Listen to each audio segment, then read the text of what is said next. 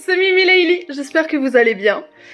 Aujourd'hui, on va commencer un petit vlog. Pourquoi je fais ça? Eh bien, écoutez, ça fait à peu près 4 mois que j'ai lancé une chaîne de vlog que je pensais vraiment faire assez facilement sur des livres que vous m'avez conseillé de lire pendant cette année. En fait, il y en avait 12 dans la sélection.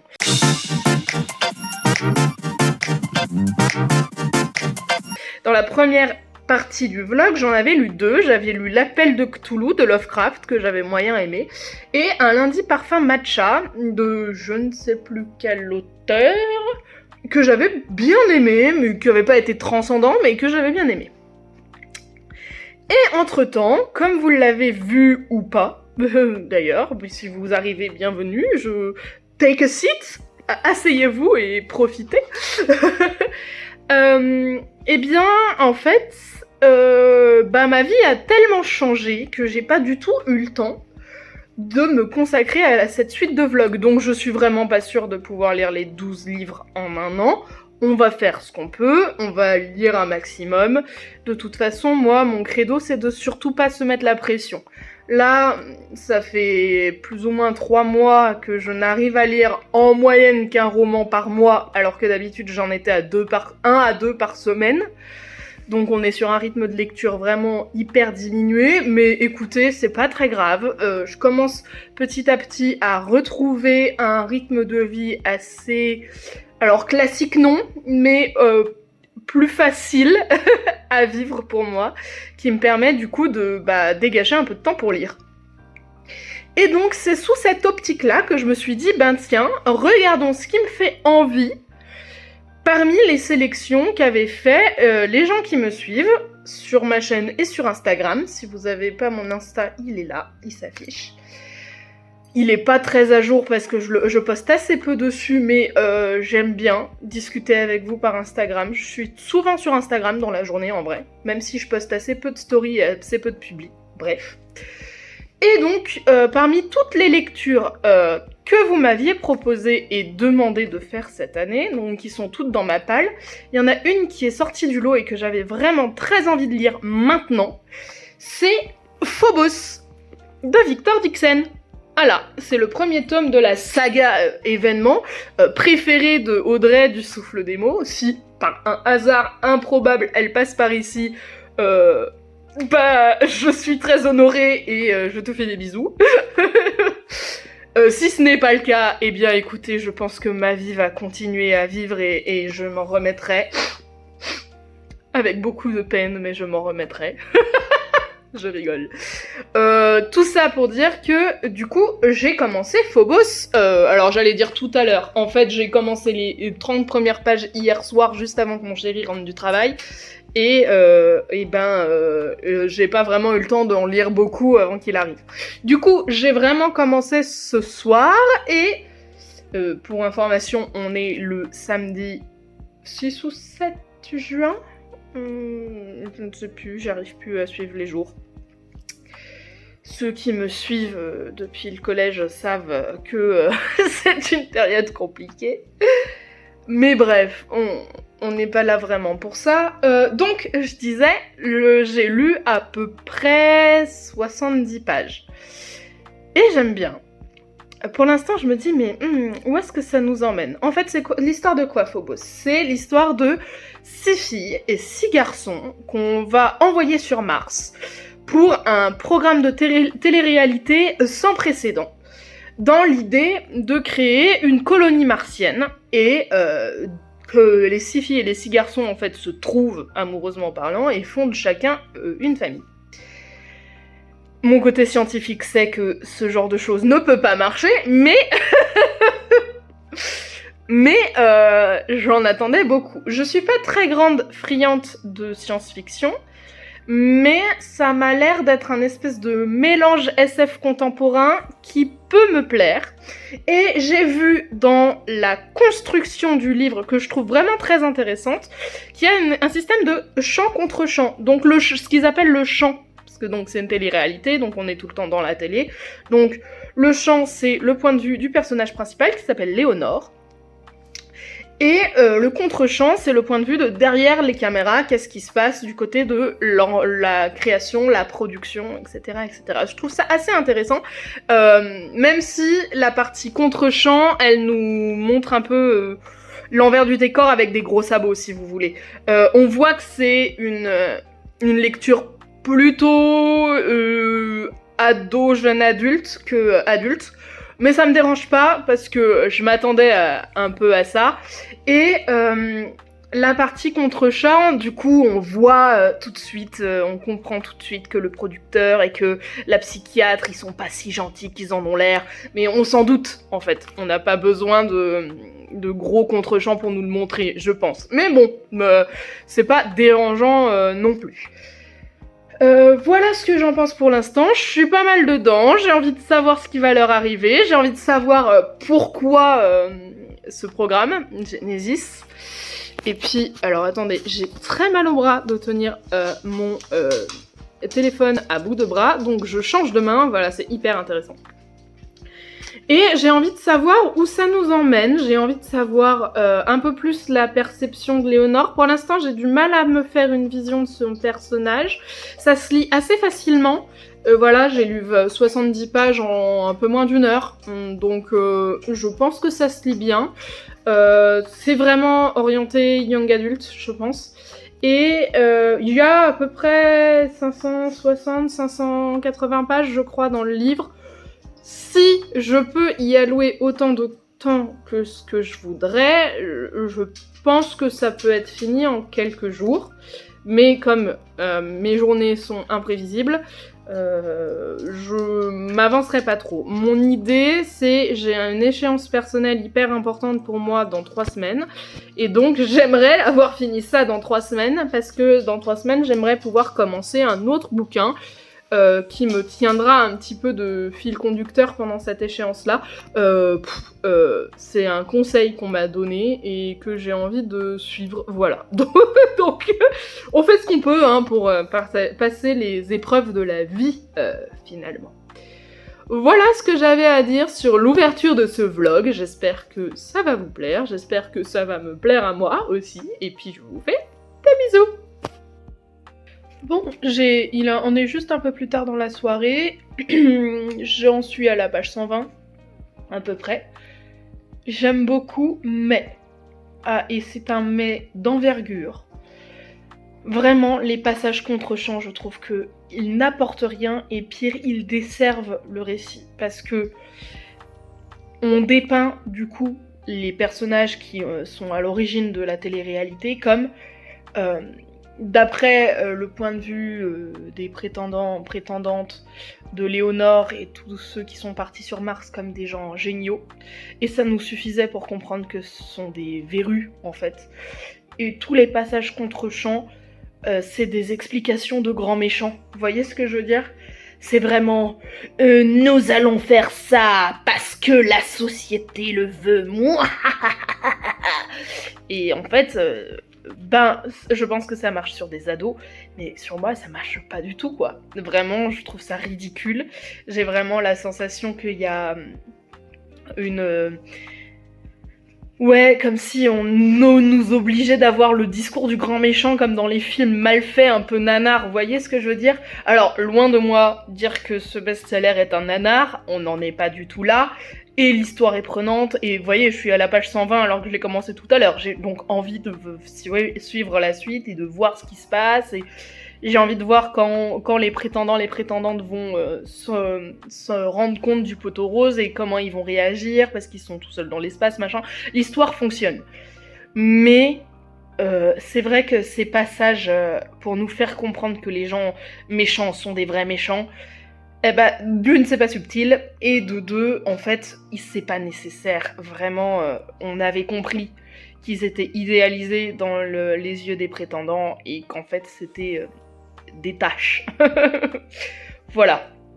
Donc, pour l'instant, je suis pas complètement convaincue, en mode, c'est la meilleure série de l'année, il faut absolument le lire.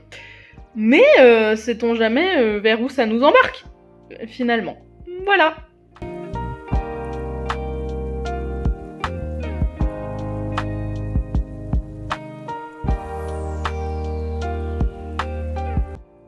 Bonsoir, bonsoir. On est le mardi, je sais pas combien juin, mais début... Ah, 10, c'est ça, on est le mardi 10 juin. J'ai repris ma lecture de Phobos, que j'ai laissé poser pendant 2 jours parce que j'étais en week-end familial avec mes parents. Et j'ai lu un acte ce soir, toujours pendant que mon chéri est au travail. Et... Eh bien, j'aime bien, voilà. Il y a beaucoup moins... Alors attendez, je pose mieux, voilà. Je pose mieux mon téléphone et je préfère le deuxième acte. Donc en fait c'est découpé en actes. Le premier acte c'était le lancement de la fusée. Le deuxième acte c'est un peu la vie de ce qui se passe dedans. Et notamment les séances au parloir, qui sont les séances où les prétendants et les prétendantes peuvent se choisir pour discuter pendant 6 minutes, les uns avec les autres. Et effectivement, en apprendre plus sur chacun des personnages, bah moi de toute façon c'est mon kiff en général. Quand je lis un livre, j'aime énormément les personnages. D'ailleurs, je pense que c'est un secret pour personne, à part si vous venez d'arriver, bonjour. Je crois que j'ai déjà dit bonjour dans ce vlog. Bref. En tout cas, j'aime bien en découvrir plus sur la personnalité de chacun. Léonore me paraît moins... comment dire, incompréhensible qu'au début du livre, donc c'est plutôt cool. Et effectivement, il y a aussi beaucoup moins de ces scènes en contre-champ, de on est les grands méchants, et voilà ce qui va se passer. Il y en a quelques-unes, mais elles sont beaucoup moins présentes, et donc j'ai moins cette sensation qu'on nous prend par la main pour nous expliquer à quel point les méchants sont méchants, et les gentils sont de pauvres petites âmes perdues dans l'espace. Donc voilà où j'en suis, ça fait à peu près la moitié, puisque un peu moins de la moitié, parce que je suis à la page à peu près 270, il me semble que c'est 267, le vrai numéro. Et j'avais vu qu'il y avait plus de 500 pages, plus de 580 pages, un truc comme ça, donc oui, on s'approche doucement de la moitié. Pour l'instant, en 2 soirs, j'ai lu ça, donc ça se lit vraiment très facilement, en 2 soirs, et quand je dis 2 soirs, ça doit être l'équivalent de 2 heures, 2 heures et demie, quoi. Donc ça se lit plutôt bien, c'est effectivement plutôt jeunesse. Je sais pas si je vais aimer au point de poursuivre la saga, ou alors peut-être que je la prendrai en BD, comme je l'ai déjà dit, pour avoir la suite. Mais je suis pas sûre de suivre la suite en roman. On verra ce que ça dit sur la suite. Voilà pour l'update.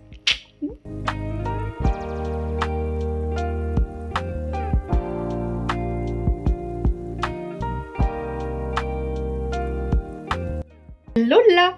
Comme vous venez de le voir, je suis en pleine phase de lecture intensive en pyjama.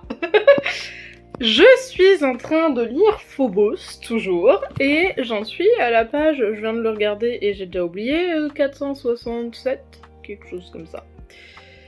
Et j'aime beaucoup cette histoire, j'ai envie de savoir quels vont être les choix des prétendants, des prétendantes. Je suis un peu prise au jeu de la télé-réalité en fait, vous voyez. Mais toujours, j'ai cette sensation, dès qu'on est du côté du hors-champ, il se passe des trucs du côté des méchants, que c'est lourdingue, que ça arrive avec des gros sabots, toutes les histoires qui sont annexes, en fait, je les trouve pas hyper intéressantes. Moi, ce qui m'intéresse, c'est ce qui se passe dans le vaisseau, et vraiment la partie talk show, en fait. Je pense que j'ai raté ma vocation de fan de télé-réalité. Mais bon, j'ai regardé Secret Story comme tout le monde, je dois l'avouer. Tout ça pour dire que je passe un bon moment de lecture, je sais toujours pas si je vais continuer la saga, peut-être pour connaître ce qui va se passer, parce que même si c'est des gros sabots, quand même je suis intriguée. C'est assez addictif. Faut l'avouer, parce que bah du coup on est le mercredi 11 et vous voyez que alors que ça fait 3 mois que je lis un livre par mois, là je suis en train de le dévorer en 4 jours. Donc c'est que ça marche. Ça marche, c'est addictif, mais c'est un peu trop lourdeau pour moi. Et en fait j'ai mis le doigt sur ce qui me dérangeait tant, donc dans cette histoire de on est les grands méchants et on fait des choses de méchants, c'est qu'il y a beaucoup de tels, parce qu'il y a beaucoup de « je vais expliquer le plan » et comme tu le sais si bien, nous sommes tous les deux fervents partis de gna gna gna, et comme tu le sais si bien, la société pour laquelle nous travaillons, gna gna gna gna gna gna, et toi, mon amour, que je suis en secret depuis tant de temps. En fait, dans la vraie vie, les vrais gens, ils se parlent pas comme ça. Du coup, ça a tendance à me faire sortir du livre aussi. Donc voilà, il y a des petits points noirs, mais je suis complètement dedans. Est-ce que c'est parce qu'on demande à tout le monde? Ça me fait un peu penser à quand j'avais lu... Ah, je vais essayer de retrouver le titre de cette histoire. Tu et moi, de Edmond Perminja. Oh là, c'est ressorti de mon crâne, ça. Qui est un thriller où il y a une meuf qui découvre son sosie sur Facebook et qui lui vole sa vie. Et... pareil, c'est pas... Alors là, j'irai pas jusqu'à dire que c'est mal écrit, c'est juste pas écrit pour ma tranche d'âge.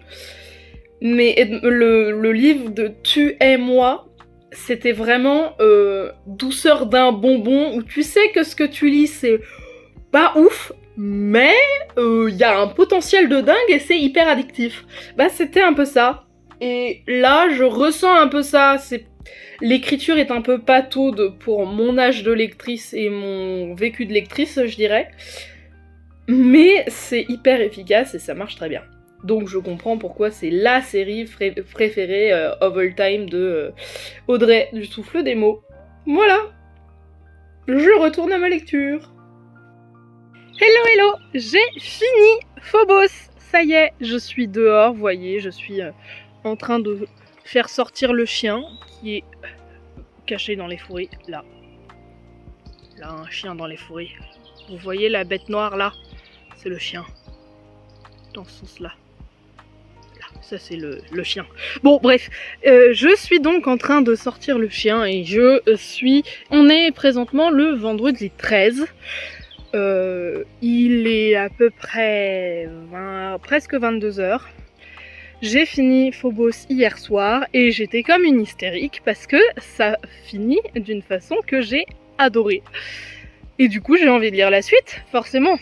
Maintenant que l'hystérie est retombée, je vous en reparle avec... Ah, le bébé chien qui court, oui. Je vous en parle avec un peu plus de poséitude, si vous voulez.